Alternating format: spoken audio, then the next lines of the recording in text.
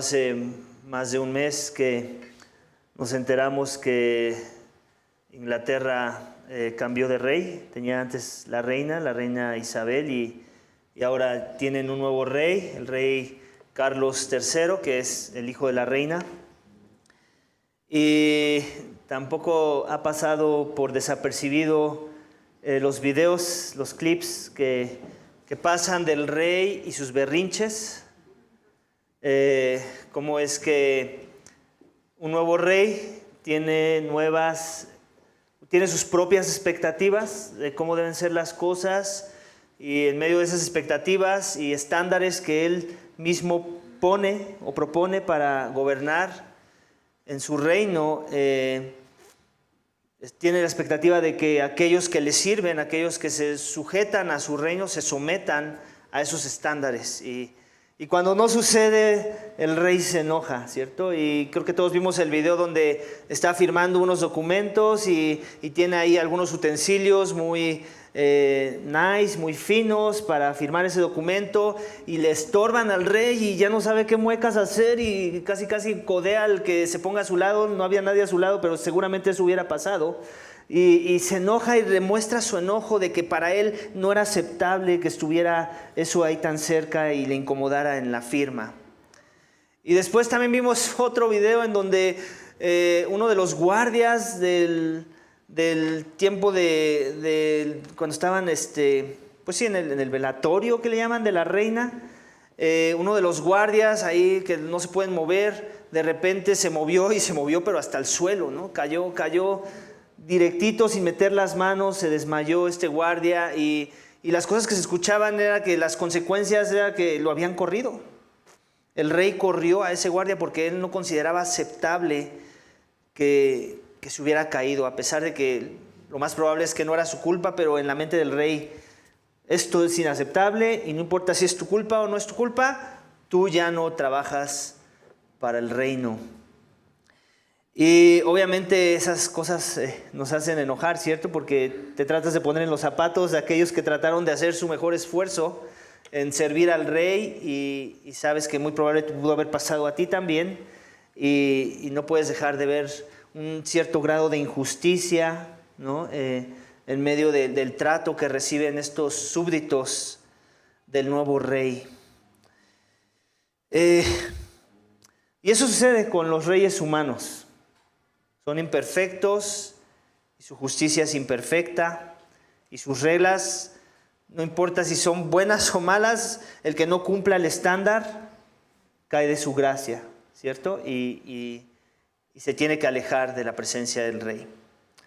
Bueno, en el caso de nosotros conocemos que en la palabra de Dios, Dios se presenta como un rey, el rey de reyes y señor de señores. No como cualquier rey, sino un rey perfecto, un rey santo, y que quiere que aquellos que le sirvan en santidad. La semana pasada vimos que el rey del Dios santo quiere que le sirvamos a su manera. Y en esta semana vamos a ver que su manera es que Él quiere que le sirvamos en santidad. ¿Por qué? Porque Él es un rey santo. Quiere que ese servicio refleje el carácter y la esencia misma de lo que Él es y representa. Y por lo mismo, y porque Él sabe que nosotros no somos santos por naturaleza, entonces Él establece su estándar y sus reglas, así como sucedió con el rey Carlos III de Inglaterra. Él tiene sus reglas, y sus reglas no son injustas. De hecho, en realidad no las da para que podamos entrar a su presencia, para que no nos corra como le sucedió a los empleados del rey de Inglaterra. Y de esa forma es como Él quiere empezar a establecer sus términos de servicio en el contexto del pueblo de Israel. ¿Recuerdas que hemos estado viendo las instrucciones? Eso sucedió más en el libro de Éxodo, cómo Dios le dice a Moisés cómo quería que luciera el lugar en donde iba a morar su presencia, el tabernáculo, y le da cada detalle. Y ahorita en Levítico ya estamos viendo los detalles de cómo es el lugar en donde Dios va a morar su presencia, y cómo es que Israel se va a poder acercar a la presencia de Dios a través de un sistema de sacrificios. Y hemos estado viendo cada detalle de cómo luce cada tipo de sacrificio y para qué es ese tipo de sacrificio. Pero ahora estamos en un punto, en capítulo 8, en donde vamos a ver la ordenación de aquellos que van a manejar este sistema de sacrificios, que lo van a administrar y que van a ayudar a Israel a que las cosas se hagan conforme a la voluntad del rey, que se hagan según el estándar de santidad del rey. Porque el rey, si algo quiere transmitir a través de este sistema de sacrificios, no es que le encanta que coman barbacoa, sino que le encanta que lo busquen en santidad. Le encanta que lo vean como un rey santo, santo, santo.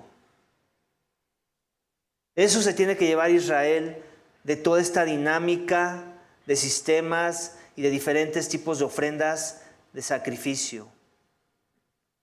En el capítulo 8 veremos la ordenación de aquellos que van a ejecutar esas ofrendas. En este caso, aquellos que son de la tribu de Leví, los hijos de Aarón, que van a ser los sacerdotes que van a administrar el templo.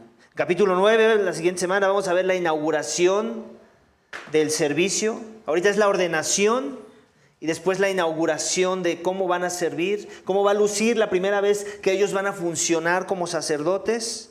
Y en capítulo 10 también veremos cómo es que la contaminación de su servicio, cómo va a lucir si ellos no obedecen el estándar del rey, de cómo él quiere que les sirvan a su manera y en santidad.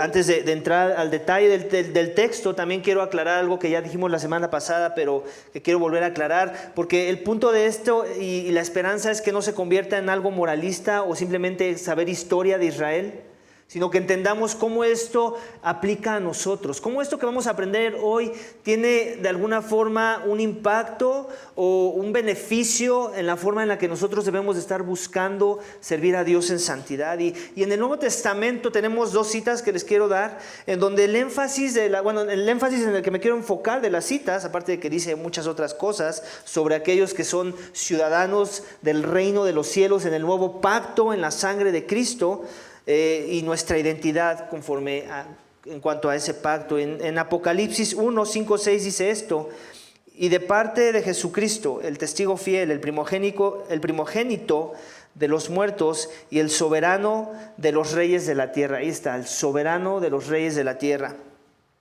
El que nos ama y nos libertó de nuestros pecados con su sangre. Y como todo eso es verdad, ¿cuál fue el resultado? Versículo 6. E hizo de nosotros un reino, sacerdotes para Dios. Entonces, Él nos ve como esos sacerdotes que son parte de un reino y que deben ser consagrados de la misma forma que vamos a ver la consagración de los sacerdotes del antiguo pacto de la ley de Moisés. En el versículo 1 de Pedro 2:9 dice: pero ustedes son linaje escogido, real sacerdocio. Otra vez aquí está hablando de los ciudadanos del reino del nuevo pacto en la sangre de Cristo, y a todos aquellos que han puesto su esperanza en Él, a esa comunidad de fe les dice: ustedes son el real sacerdocio. Nación santa, pueblo adquirido para posesión de Dios, a fin de que anuncien las virtudes de aquel que los llamó de las tinieblas a su luz admirable. Es importante resaltar que en el Nuevo Testamento, cuando Dios hace alusión de este tema de que nuestra identidad es la de un real sacerdocio, somos sacerdotes de Dios, no importa si eres hombre o mujer, eres sacerdote de Dios, lo hace en un contexto de comunidad. Nunca vas a ver ese aspecto dirigido a una sola persona. En otras palabras, si no estás viviendo una fe en comunidad, si no vives en comunidad tu fe, esta palabra no aplica a ti.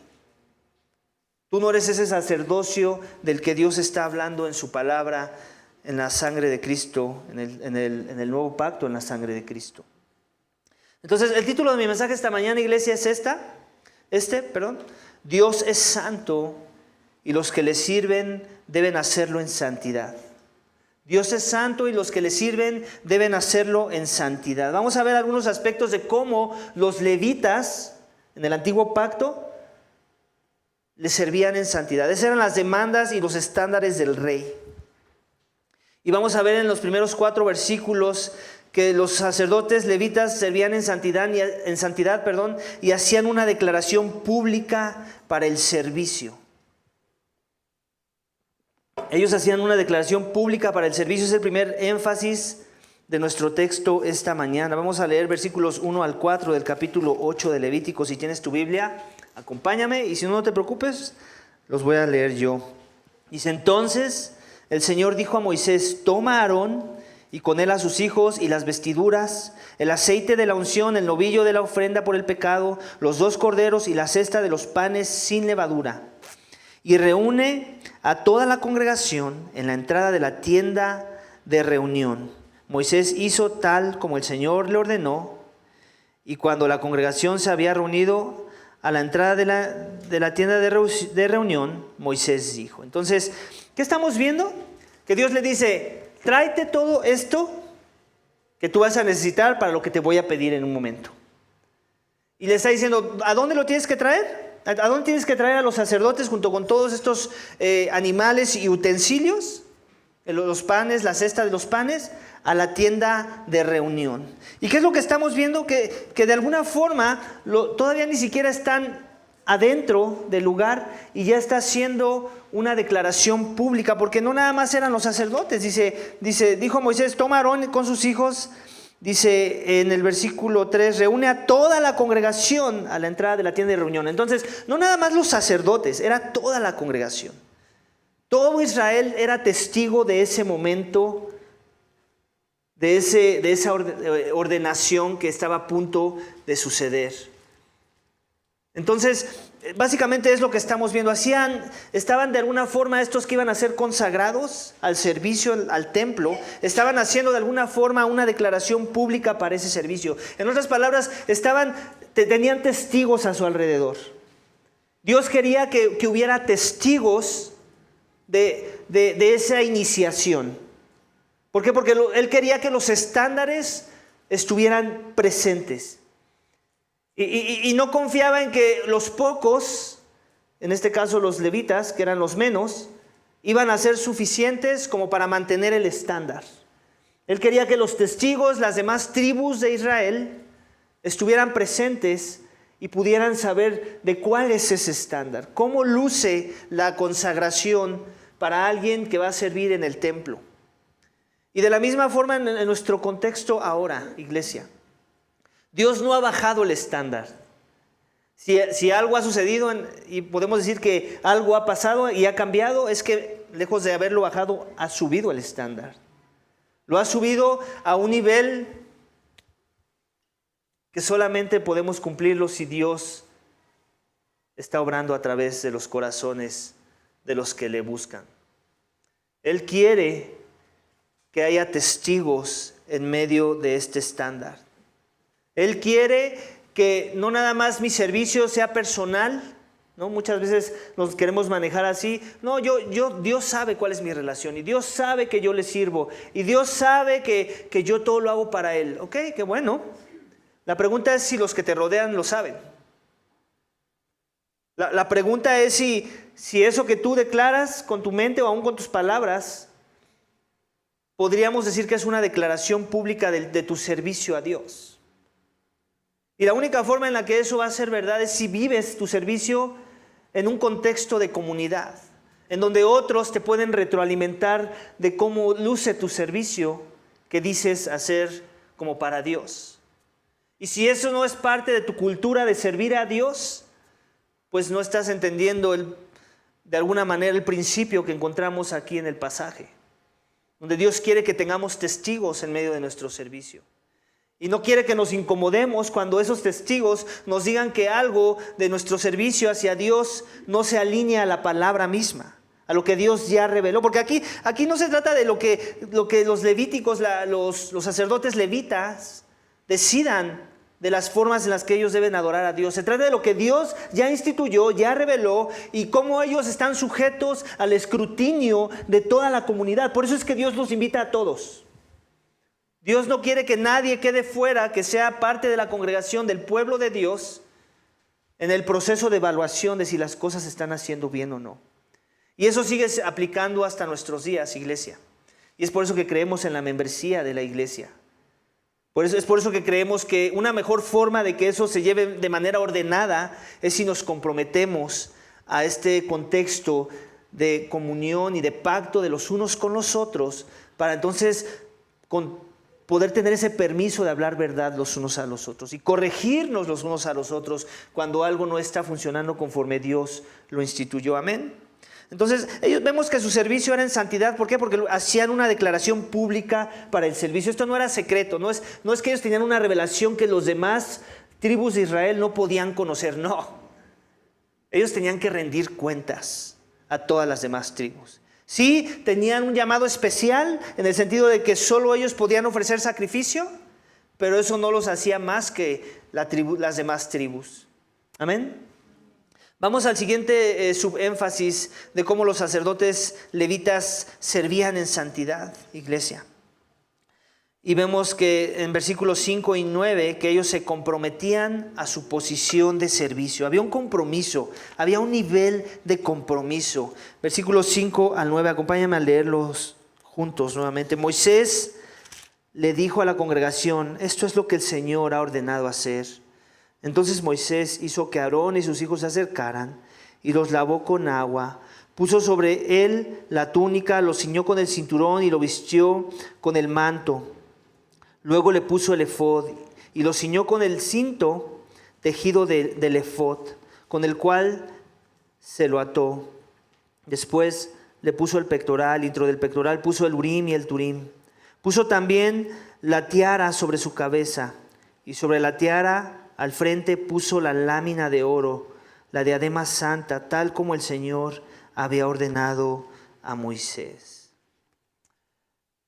Todos estamos familiarizados con los uniformes, ¿cierto? Y si algo transmite un uniforme, muchas de las veces, no siempre sucede, pero el escenario ideal es este, que ese uniforme que viste una persona transmite el compromiso con su labor, ¿cierto? Si tú ves a un doctor por la calle, ¿qué es lo que ves? ¿Cómo viene vestido el doctor? Una bata blanca, ¿cierto? Y ese uniforme ya te transmite algo de su labor, de su entrega a su deber, a eso a lo que él ha sido llamado para servir a una comunidad. Lo mismo podríamos decir de un militar, ¿cierto? Cuando tú lo ves con su uniforme, ya te transmite cuál es su labor, cuál es su compromiso con la sociedad, con el servicio a aquellos que son parte de la ciudadanía de la cual él también es parte.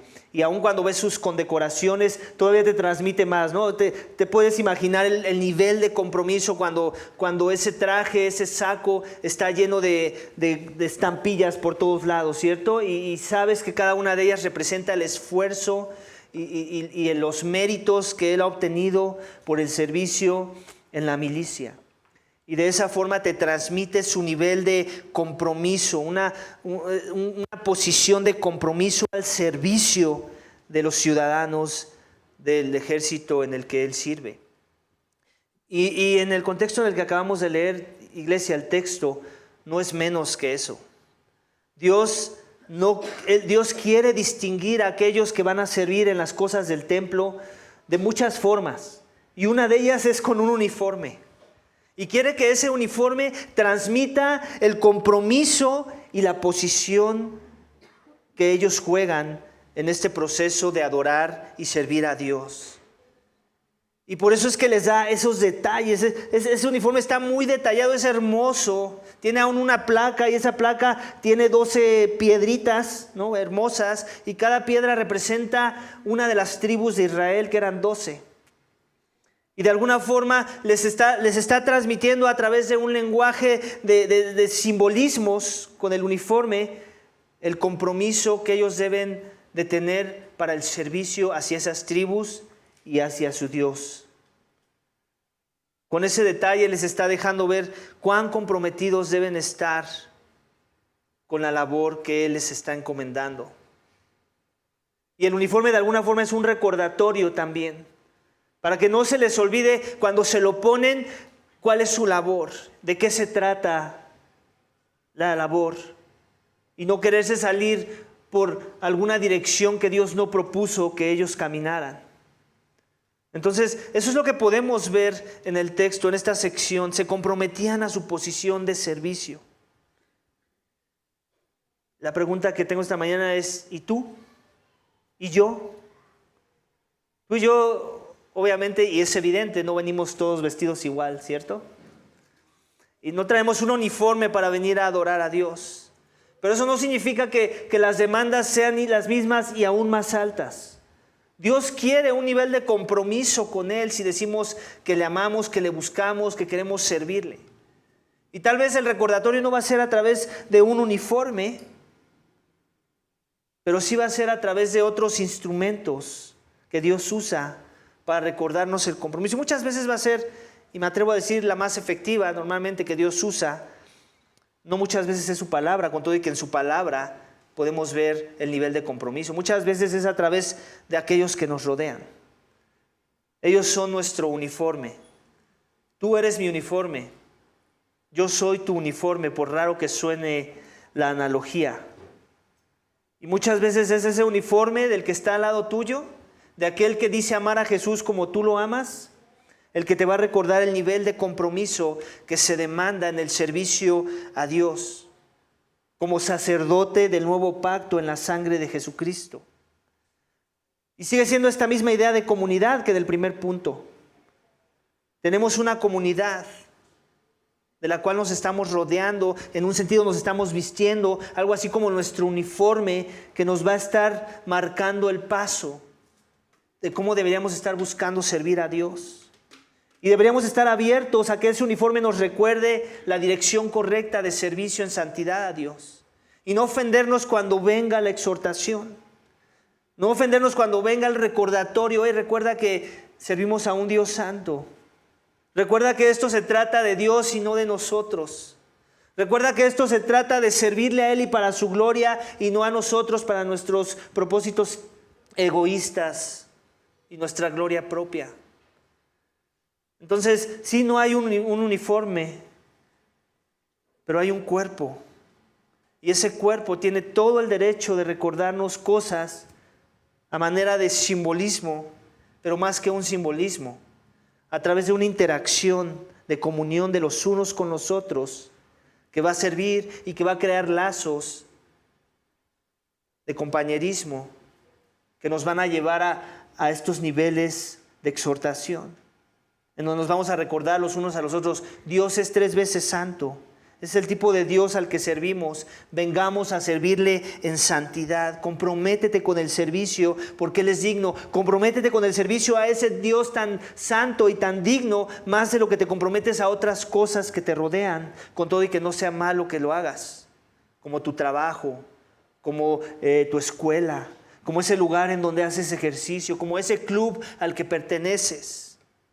Son cosas buenas que Dios nos permite experimentar. Son niveles de compromiso que Él quiere que tengamos en otros contextos, pero muchas veces el compromiso se ve más alto en esos lugares que en el lugar en donde Dios quiere que vengamos y le conozcamos más. Y le conozcamos no nada más a través de su palabra, no nada más a través de la oración, sino a través de su pueblo. La esperanza que yo tengo es que Iglesia Vida Vertical pueda ser ese tipo de iglesia donde yo puedo conocer a Dios a través de la forma en la que tú adoras a Dios. Y si no es eso lo que va a suceder en esta iglesia, somos una iglesia fallida. Eso seríamos. Y la esperanza es que no lo seamos. La esperanza es que el Espíritu Santo de Dios que mora en nosotros esté obrando lo suficiente como para que la santidad de Dios se pueda ver reflejada en el carácter y en la forma en la que vivimos el Evangelio. Y que esa santidad también nos recuerde que servimos a un Dios santo y que hay que servirlo con compromiso y con excelencia. Amén. Amén, iglesia. Vamos al tercer subénfasis de nuestro texto esta mañana, que vamos a encontrar en versículos 10 al 13. Y es este: los sacerdotes levitas se consagraban para el servicio. Ellos eran consagrados para el servicio. Versículo 10 del capítulo 8 de Levítico, acompáñame a leerlo nuevamente. Dice: entonces Moisés tomó el aceite de la unción y ungió el tabernáculo y todo lo que en él había, y lo consagró. Con el aceite roció el altar 7 veces y ungió el altar y todos sus utensilios, así como la pila y su base, para consagrarlos. Después derramó del aceite de la unción sobre la cabeza de Aarón y lo ungió para consagrarlo. Luego Moisés hizo que los hijos de Aarón se acercaran, los vistió con túnicas, los ciñó con cinturones y les ajustó las tiaras, tal como el Señor había ordenado a Moisés.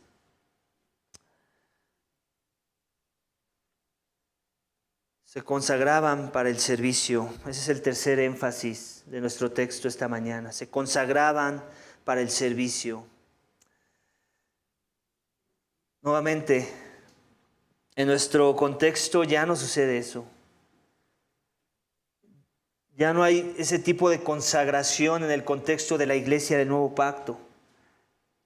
Cuando te hiciste miembro, no hicimos un ritual de este tipo, por ejemplo. No es que te pusimos aquí al frente y trajimos el aceite y lo derramamos sobre ti a manera de simbolismo, consagrándote hacia la comunidad para el servicio a Dios. No fue así, pero fue mejor. Fue mejor en la misma forma en la que nuestro Señor Jesucristo lo experimentó cuando vino a esta tierra y ministró por un periodo de aproximadamente 3 años a aquellos a los que Él servía. Y Él los servía. Y vemos, por ejemplo, en Lucas 4:18, que Él no fue ungido por aceite, sino vino una unción todavía mejor. Y vemos que el Espíritu del Señor estaba sobre mí, dice Jesucristo en Lucas 4:18. Porque me ha ungido, sigue siendo este tema de la unción del que acabamos de leer, para anunciar el Evangelio, ¿a quién? A los pobres.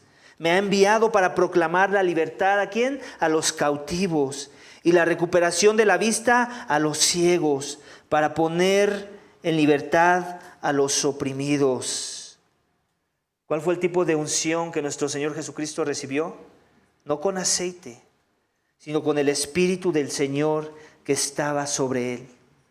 Una unción en la forma de Dios mismo, la tercera persona de la Trinidad, el Espíritu Santo de Dios, que ahora mora en los corazones de los creyentes y que ha sellado a los creyentes porque los ha comprado para Cristo. Y eso es lo que podemos leer en 2 de Corintios 1, 21 y 22. Lo voy a leer. Ahora bien, el que nos confirma con ustedes en Cristo y que nos ungió es Dios. Aquí estamos hablando de la iglesia del Nuevo Pacto. Es Pablo hablando a la iglesia de los Corintios y les está diciendo, ¿quién nos ungió?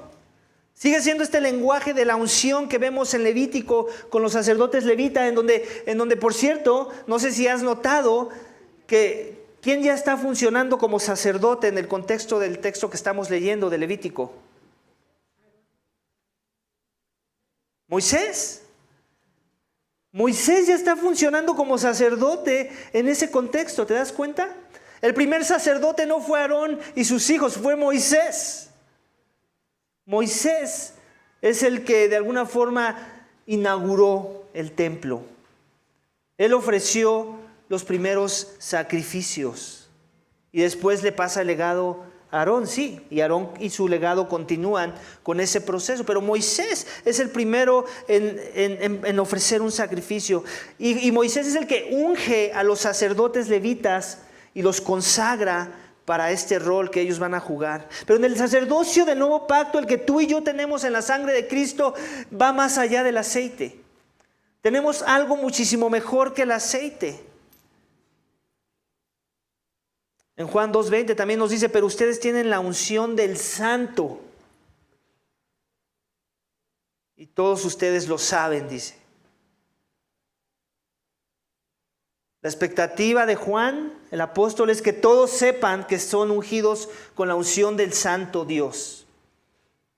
Ese espíritu de poder que llegó a los corazones de aquellos que entendieron que necesitaban un redentor. Que estaban muertos en sus delitos y pecados y que necesitaban la reconciliación con Dios. Que necesitaban un amparo y que no eran sus fuerzas, que no era por sus obras, sino era por gracia, por medio de la fe. Y que necesitaban humillarse ante un Dios santo, santo, santo, que no va a pasar por alto la injusticia. Y todos nosotros somos injustos según la palabra de Dios. De forma que necesitábamos un sacrificio perfecto de la misma forma que Israel lo necesitaba, pero año con año. Ya hemos hablado de cómo esos sacrificios eran la sombra de un mejor sacrificio en la persona de Jesús. Un sacrificio no de animales, sino de una persona. Y no de cualquier persona, del Dios hombre. De aquel que siendo en forma de Dios se hizo carne y vivió la vida perfecta que tú y yo no pudimos vivir. Y pagó el castigo que tú y yo merecíamos. Que recibió la ira santa de un Padre airado en contra del pecado de los pecadores. Y que cuando recibimos ese regalo, ese tipo de salvación, ese tipo de perdón a través de los méritos de su Hijo, entonces Dios nos dice, eres perdonado. Y no solamente eres perdonado, eres acepto a un nuevo reino, un reino de sacerdotes, un reino de aquellos que van a ser consagrados y que van a ser ungidos con poder, y no cualquier poder de aceititos, no cualquier aceite aromático, es un poder de lo alto. A través de un espíritu que es santo y que va a comenzar a producir santidad en los corazones de aquellos que se arrepienten y confiesan a Jesús como su única esperanza para la reconciliación. Amén. La unción es un símbolo, que transmite a Dios bendiciéndonos con posición y poder. Dios ya nos dio una mejor unción que el sacerdocio levítico.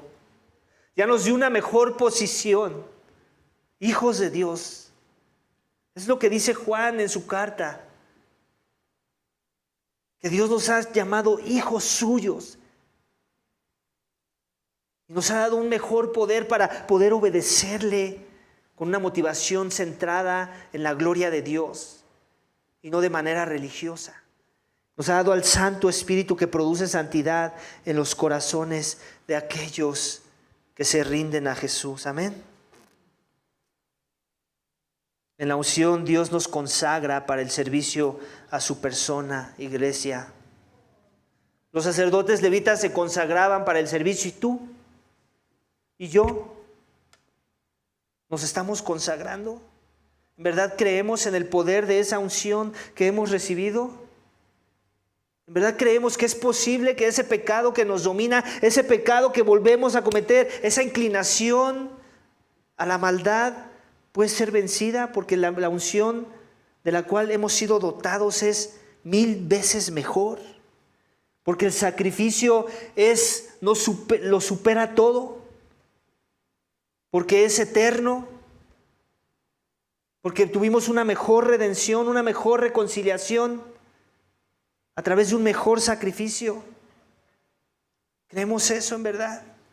Que el Espíritu Santo mora ahorita entre nosotros y que en verdad nos llama a ver el pecado sucio como es. Nos trae convicción de pecado, justicia y juicio. ¿Ha sucedido eso contigo últimamente? Puedes ver al Espíritu obrando en ti de tal forma que tu pecado ya no es tan deleitable como antes porque el Espíritu te dice, no, eso no. Eso es sucio, para eso no te ungió Dios.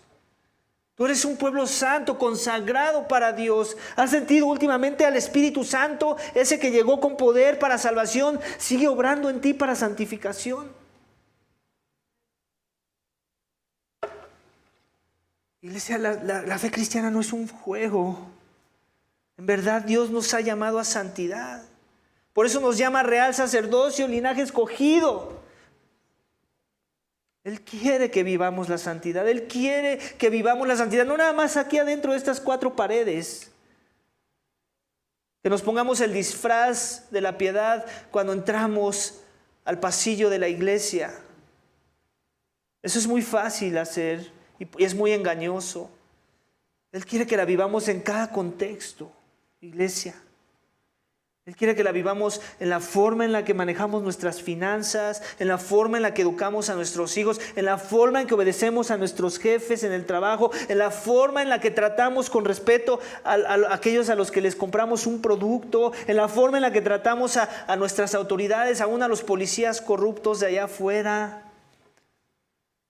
Él quiere santidad en su pueblo, quiere consagración y no quiere dejarnos en nuestras fuerzas. Por eso nos ungió con un mejor poder, el Espíritu Santo de Dios que mora en los corazones de aquellos que se humillan. Si eso no es suficiente para que vivas una vida en santidad, no hay nada más que hacer. Amén. Vamos al siguiente énfasis, iglesia, o subénfasis del texto, versículos 14 al 17 y 18 al 21, que son dos secciones, pero básicamente están tratando el mismo tema. Vamos a leerlo juntos, versículo 14. Entonces trajo el novillo de la ofrenda por el pecado, y Aarón y sus hijos pusieron sus manos sobre la cabeza del novillo de la ofrenda por el pecado. Después Moisés lo degolló y tomó la sangre y con su dedo puso parte de ella en los cuernos del altar por todos lados y purificó el altar. Luego derramó el resto de la sangre al pie del altar y lo consagró para hacer expiación por él. Tomó también toda la grasa que había en las entrañas y el lóbulo del hígado y los 2 riñones con su grasa, y Moisés los quemó sobre el altar. Pero el novillo con su piel, su carne y su estiércol lo quemó en el fuego fuera del campamento, tal como el Señor había mandado a Moisés. Entonces presentó el carnero del holocausto, y Aarón y sus hijos pusieron sus manos sobre la cabeza del carnero, y Moisés lo degolló y roció la sangre sobre el altar. Y por todos lados, cuando había cortado el carnero en pedazos, Moisés quemó la cabeza, los pedazos y el sebo. Después de lavar las entrañas y las patas con agua, Moisés quemó todo el carnero sobre el altar. Fue holocausto de aroma agradable, fue ofrenda encendida para el Señor, tal como el Señor había ordenado a Moisés.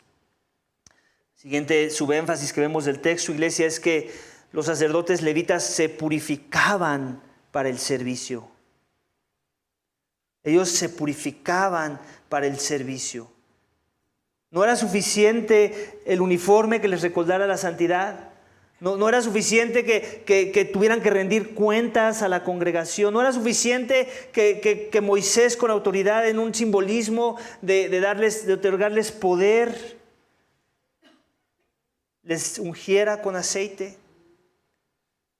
Ellos tenían, iglesia, que purificarse para el servicio constantemente. Y qué mejor que hacerlo la primera vez y hacerlo bien.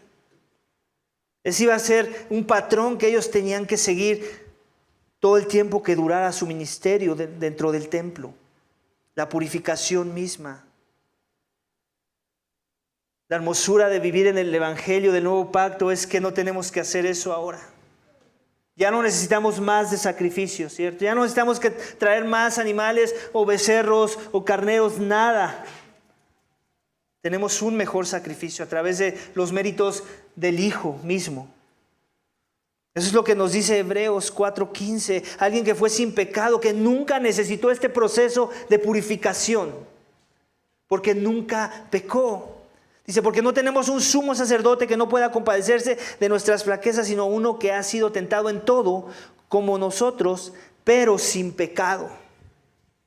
Eso es lo que es Cristo en nuestro contexto ahora. Cristo es el sacerdote perfecto, que no necesita pasar por procesos rituales de purificación. ¿Te has puesto a pensar, alguna vez te has puesto a pensar lo fascinante que debió haber sido en el contexto de Cristo y su familia en la tierra, sus hermanos, su madre, su papá, y cómo todos ellos se preparaban para ofrecer sus sacrificios, los diferentes sacrificios que vemos y hemos visto en el libro de Levítico, y Jesús siempre haciéndose para atrás, nunca buscando ese animal. Nunca siguiendo los procesos. ¿Te puedes imaginar el shock? Ahora te puedes empezar a imaginar un poco el por qué sus hermanos no creían en él en un inicio.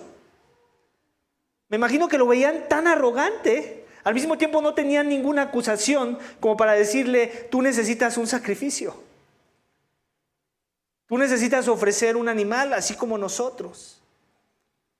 Jesucristo nunca pecó. Iglesia, ¿te puedes imaginar ser hermano de Jesucristo y tú bien afanado a ver cuál iba a ser el mejor pichón o cordero o lo que sea que les alcanzaba a comprar?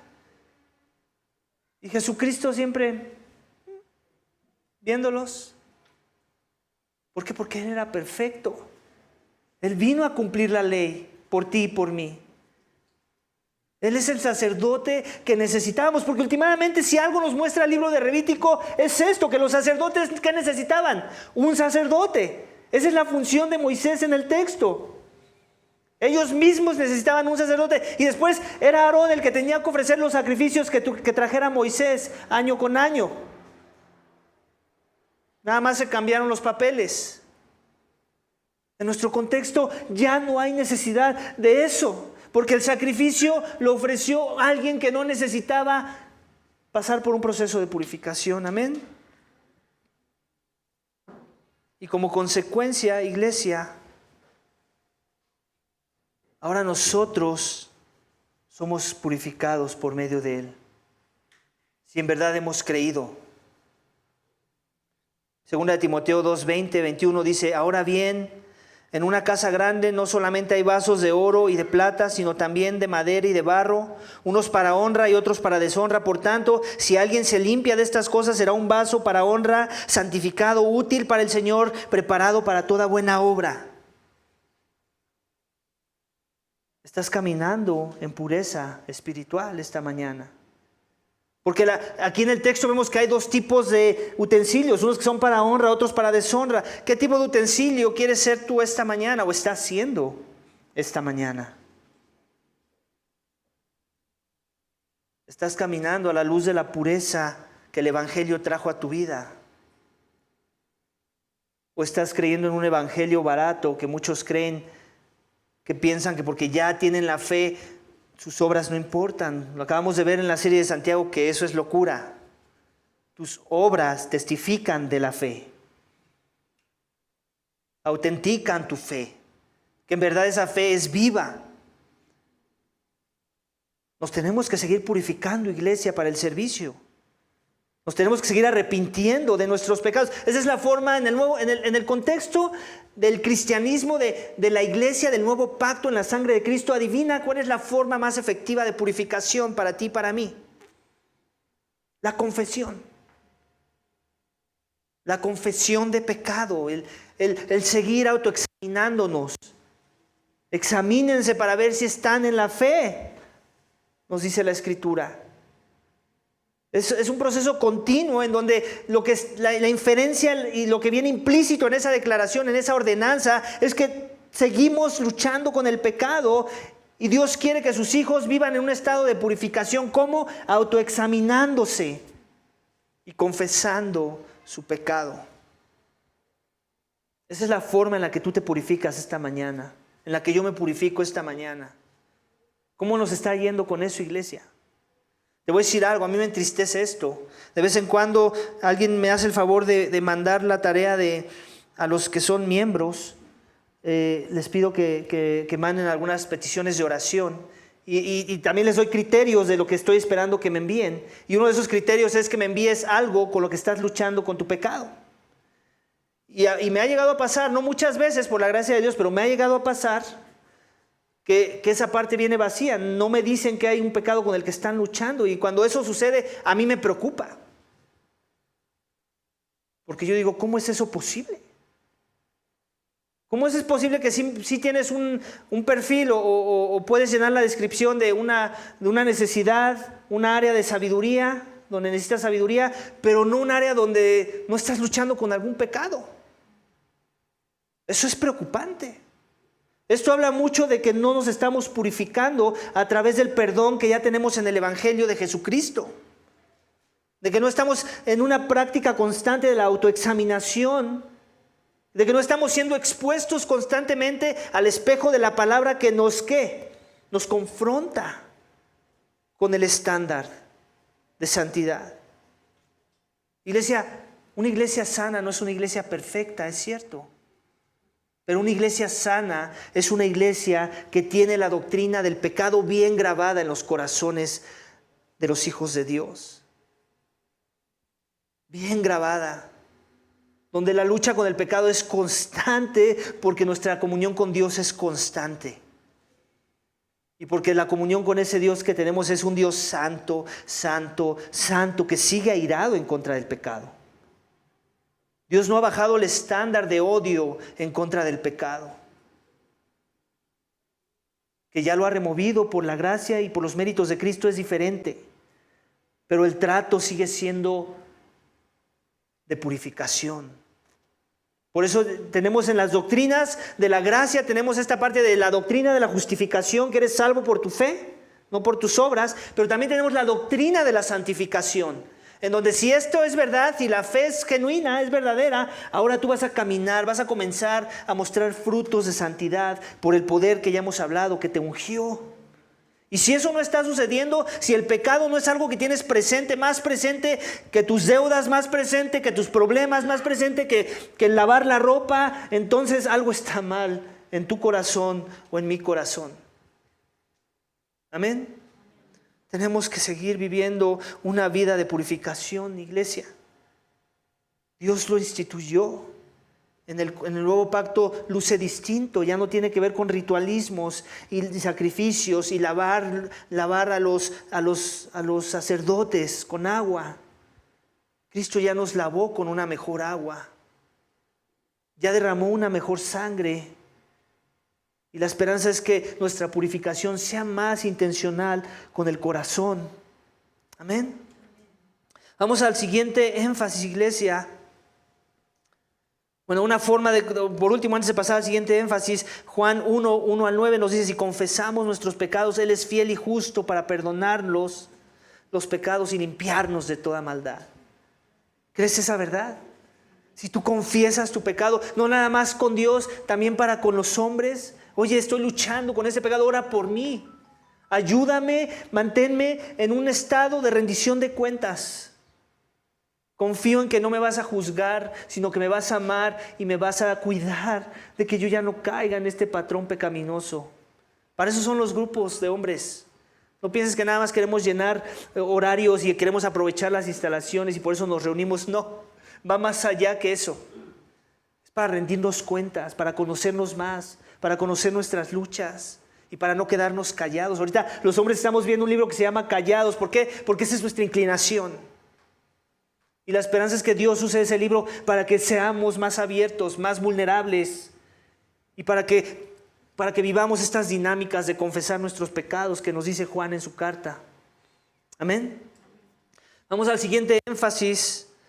Dice versículos 20 al 22 que los sacerdotes levitas demostraban dedicación al servicio. No nada más compromiso. Hay un sentido en el que el compromiso ya está bien, pero queremos algo más que el compromiso. Queremos una dedicación y es lo que vamos a ver en el texto, versículos 22 al 30. Acompáñame a leerlos juntos.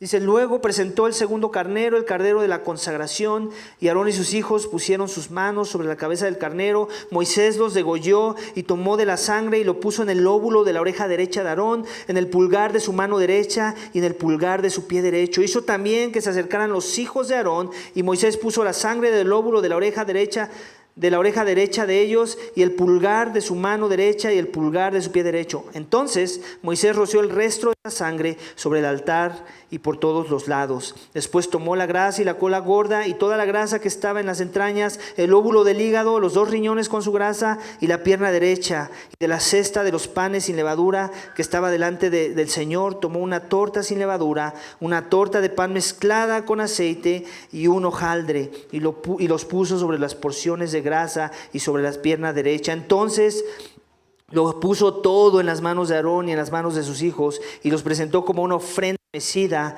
delante del Señor. Después Moisés tomó todo esto de las manos de ellos y lo quemó en el altar con el holocausto. Fue una ofrenda de consagración como aroma agradable, ofrenda encendida para el Señor. Moisés tomó también el pecho y lo presentó como ofrenda mecida delante del Señor. Era la porción del carnero de la consagración que pertenecía a Moisés, tal como el Señor lo había ordenado. Moisés tomó del aceite de la unción y de la sangre que estaba sobre el altar y roció a Aarón y sus vestidos y a sus hijos y las vestiduras de sus hijos, y consagró a Aarón y a sus hijos y a sus vestiduras y a sus hijos y las vestiduras con él.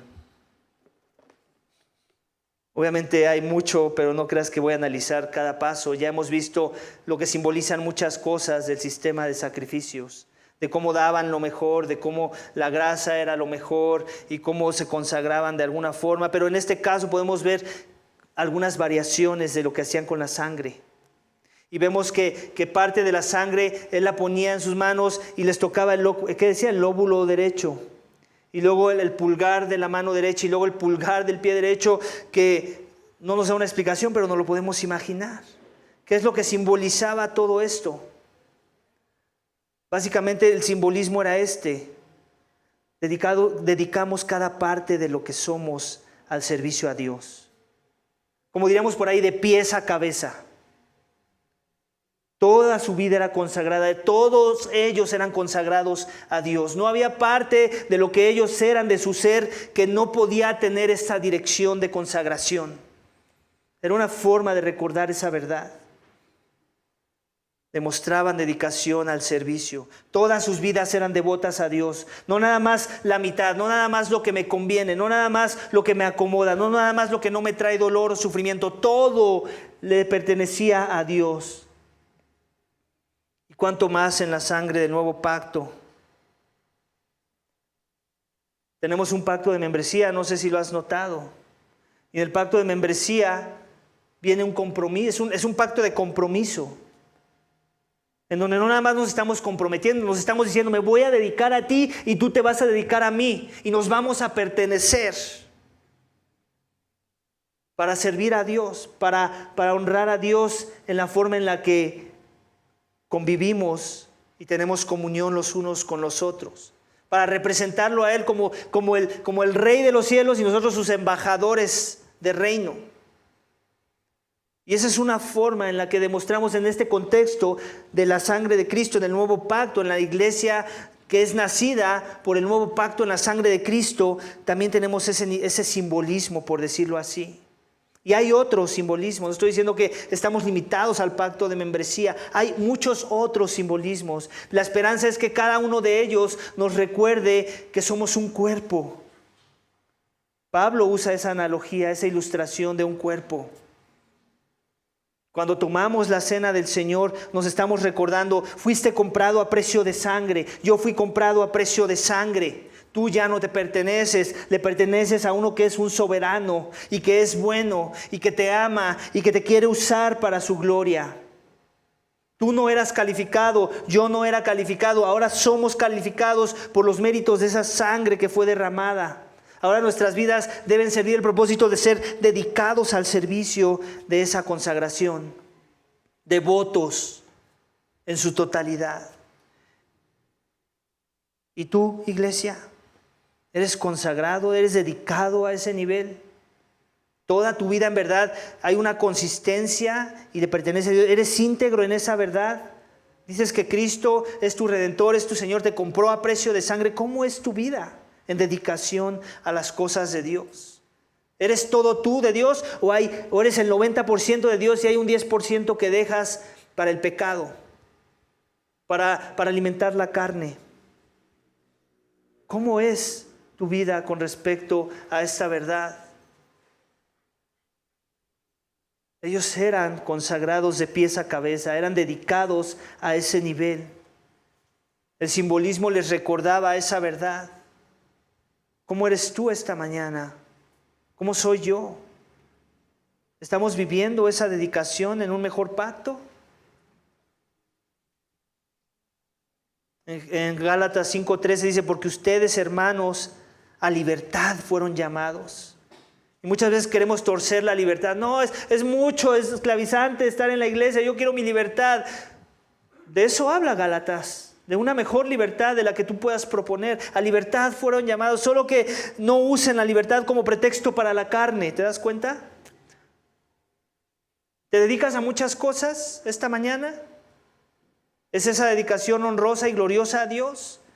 ¿Tiene un fin de aportar a las cosas del reino? ¿O más bien lo que aporta es a un reino que no es el reino celestial, sino tu propio reino? Por eso no estoy diciendo todos los días pasémonos a la iglesia. Yo estoy en contra de esa filosofía de hacer iglesia, por cierto. Hay iglesias que tienen servicio el martes y luego el viernes y luego el sábado y luego el domingo. No estamos hablando de eso, iglesia. Estamos hablando de que todo lo que hagamos, comamos, bebamos, lo hagamos para gloria de Dios, lo dediquemos a Dios, tenga un sentir centrado en la gloria de Dios, en el Evangelio mismo. Cómo esta decisión que yo voy a tomar va a aportar al Evangelio, cómo este trabajo que yo voy a tomar en verdad va a demostrar mi devoción, mi dedicación al Evangelio, cómo este trabajo me va a quitar el tiempo, que ya no me voy a poder comprometer a las cosas del reino, ya no voy a poder ser ministrado por la congregación, ya no voy a poder rendir cuentas, ya no voy a poder confesar. Todo esto que ya hemos visto, iglesia, de eso estamos hablando. Sí, fuimos llamados a la libertad, pero a la libertad del Evangelio. No se te olvide. El Evangelio sigue siendo central en medio de esa libertad. Y si no estamos siendo conformados a la imagen de Cristo, no es esa la libertad para la que Cristo nos compró. Amén. Y por último, iglesia, los sacerdotes levíticos gozaban de la comunión con Dios ante el servicio. Versículos 31 al 36. Entonces Moisés dijo a Aarón y a sus hijos: cuezan la carne a la entrada de la tienda de reunión y cómanla allí junto con el pan que está en la cesta de la ofrenda de consagración, tal como lo he ordenado, diciendo: Aarón y sus hijos lo comerán. El resto de la carne y del pan ustedes lo quemarán en el fuego y no saldrán de la entrada de la tienda de reunión por 7 días hasta que termine el tiempo de su consagración, porque por 7 días serán consagrados. El Señor ha mandado hacer tal cosa ha mandado hacer tal como se ha hecho hoy para hacer expiación a favor de ustedes. Además, permanecerán a la entrada de la tienda de reunión día y noche por 7 días y guardarán la ordenanza del Señor para que no mueran, porque así se me ha ordenado. Aarón y sus hijos hicieron todas las cosas que el Señor había ordenado por medio de Moisés. ¿Te das cuenta el veredicto final? ¿Qué pasaba si ellos no hacían eso? El rey de Inglaterra corrió a sus súbditos cuando no cumplieron el estándar. El rey de los cielos, en el contexto del antiguo pacto, mataba a los que no cumplían el estándar. Porque él era un Dios santo. En verdad lo era. Y quería dejarlo tan claro y tan firmado a ese nivel, para que no mueran. 7 días, porque el número 7, sabemos y hemos estudiado, y si no estás familiarizado con ese número, la Biblia muchas veces usa el número 7 para transmitir la perfección y la misma orden divina de Dios. Cuando Dios dice 7 veces algo, tienes que estar seguro que vino de Dios esa orden. Es una forma en la que Moisés está transmitiendo eso. Esto no es mi maquinación, esto no es lo que yo estoy proponiendo, no es mi idea, es Dios. Tienen que estar ahí 7 días. Solamente así se cumple el proceso de ordenación, les está diciendo. Pero no nada más es Dios severo, es Dios les está diciendo: tú no puedes continuar con este ministerio, tú no vas a poder perseverar en obedecer y servir en la forma en la que tienes que servir si no estás en comunión conmigo. Esos 7 días servían para que ellos entendieran eso. Tenían que estar en comunión con Él, y por eso es que les dice: pueden comer, pero tiene que ser ahí en la entrada, tiene que ser ahí en el templo, tiene que ser ahí considerando comunión con Dios. Si ustedes no están en ese perfil, si ustedes no están viviendo su labor en ese sentir, ustedes no van a servir para esto. Antes que hacer, ustedes tienen que ser. Y eso es algo que la iglesia de nuestros días ha olvidado. Todo el mundo llega y se quiere hacer miembro, y una de las cosas que 90% de las veces veo en las aplicaciones de membresía es que yo quiero servir. Gracias, es algo de lo que Dios quiere ver en su palabra, pero no es el énfasis del por qué quieres estar aquí con nosotros. Primero queremos ver que seas. Queremos tu servicio. Queremos que tengas comunión con Dios, dependencia a Él. Queremos ver cómo vives la santidad. Y entonces sí queremos que sirvas en todas las capacidades, Dios, a las que Dios te llame. Porque va a ser ese servicio efectivo. Y así sea que vas a levantar solamente sillas para acomodarlas y que todos nos podamos sentar, ese servicio va a ser de gran bendición. Porque lo vas a hacer con la motivación correcta. Porque va a reflejar tu carácter. Porque vives en constante comunión con Dios. Y esa silla la levantas para gloria de Dios. Ese es el mejor servicio que tú puedes ofrecer a esta iglesia, que yo puedo ofrecer a esta iglesia. No se trata de hacer más, se trata de ser más. Amén.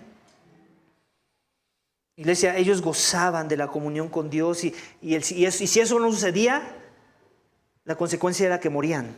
Si ellos se salían un día antes de los 7 días que había establecido Moisés, morían. Ahora ya no sucede por la gracia de Dios. Que cuando no queremos vivir en comunión con Dios, pero servimos, no morimos, ¿verdad? No caemos muertos, no hemos caído muertos, creo yo.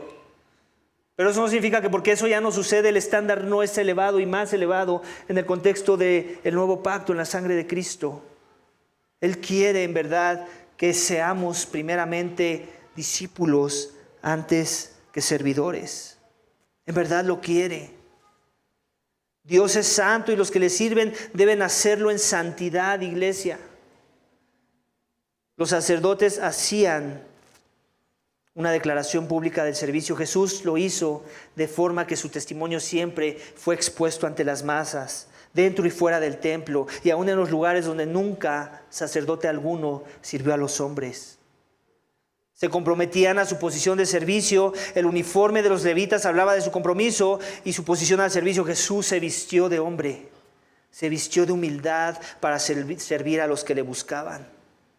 Se consagraban para el servicio. Jesús fue ungido con poder de lo alto, con la unción del Espíritu Santo de Dios, para poder servir a su pueblo aún hasta la muerte y muerte de cruz. Se purificaban para el servicio. Jesús es el sumo sacerdote que no necesitó ser purificado. Él fue sin pecado y siempre es calificado para interceder por tu pecado y por mi pecado. Demostraban dedicación al servicio. Jesús dedicó todo su ser, totalmente hombre, totalmente Dios, y se entregó a sí mismo como sacrificio por el pecado. Toda la ira por el pecado Él la absorbió en nuestro lugar. No hubo nada en todo su ser que no se rindiera al servicio de los suyos por amor a su Padre y a los que el Padre le dio para salvarnos. Gozaban de la comunión con Dios ante el servicio. Si algo distinguía el servicio de Jesús, era que Él estaba en constante comunión con su Padre. Si algo le pidieron sus discípulos, era que les enseñara a orar, porque podían ver cómo es que su servicio era efectivo por la continua y sin interrupciones comunión con su Padre. Era la comunión con el Padre la clave para el servicio a los hombres con una santidad íntegra y perfecta. Iglesia, en conclusión, nuestro servicio de una u otra forma va a ser deficiente, sí. El servicio del Hijo de Dios nunca fue deficiente. Necesitamos confiar en Él, que Él vivió el servicio que nosotros nunca podremos vivir y que pagó el castigo por nuestros pecados y servicio deficiente. Necesitamos confiar en el sacerdocio eterno y servicio de Jesús en la cruz para ser aceptos delante de su Padre, para que nuestro servicio tenga alguna posibilidad de ser usado por Dios y ser útil para los hombres de Dios. Vamos a orar, iglesia, para que si eso no ha sucedido, entonces veas en el sacrificio de Jesús tu más grande necesidad. Y también oremos para que si por la gracia de Dios el servicio de Jesús al morir por tus pecados ya es una realidad, entonces tu servicio sea una presentación santa que revele que en verdad el Dios Santo pagó el precio por tu pecado y te trajo vida en su nombre. Amén. Padre, te damos gracias por tu palabra. Gracias, Señor, porque no solamente nos has revelado tu amor en mostrarnos que el que te sirva te debe servir a tu manera, sino que has ido a los detalles del tipo, de cómo luce esto a tu manera, Señor, y tu manera es a la manera de ser santos, en santidad misma. Señor, perdónanos por todas esas veces que te hemos servido y que nos hemos manejado con un servicio, pero no centrado en tu gloria, no centrado en la santidad misma y en reflejar tu carácter. Señor Padre, somos ciudadanos de un mejor reino, somos sacerdotes de un mejor pacto, Señor. Y tú no bajas el estándar, sino que lo elevas. Pero no nada más lo elevas como para traernos una opresión, sino nos lo elevas y nos das las herramientas, nos das los medios para poder vivir en santidad. Nos das tu palabra, nos das tu iglesia, nos das tu espíritu, Señor. Oh Padre, ayúdanos a tomar en serio el llamado, si es que decimos ser tus discípulos, Señor. Un servicio en santidad, no un servicio mediocre, centrado en el egoísmo humano. o en la gloria propia, Señor. Perdónanos cuando nuestro servicio ha sido defectuoso en esas formas y ayúdanos a vivir un mejor servicio. Ayúdanos a confesar nuestros pecados, a arrepentirnos de nuestros pecados, a purificarnos por medio de los medios de gracia que tú ya has dejado en tu palabra, para que entonces nuestro servicio sea íntegro. Sabemos que nunca va a ser para salvación, Señor, pero sí refleja la salvación de los que en verdad se humillaron delante de ti. Padre, gracias por tu palabra hoy. Gracias por recordarnos que los que te aman, que tú eres un Dios santo y los que te sirven deben de hacerlo en santidad. Te lo pedimos y te damos gracias en el nombre de tu Hijo amado Cristo Jesús. Amén.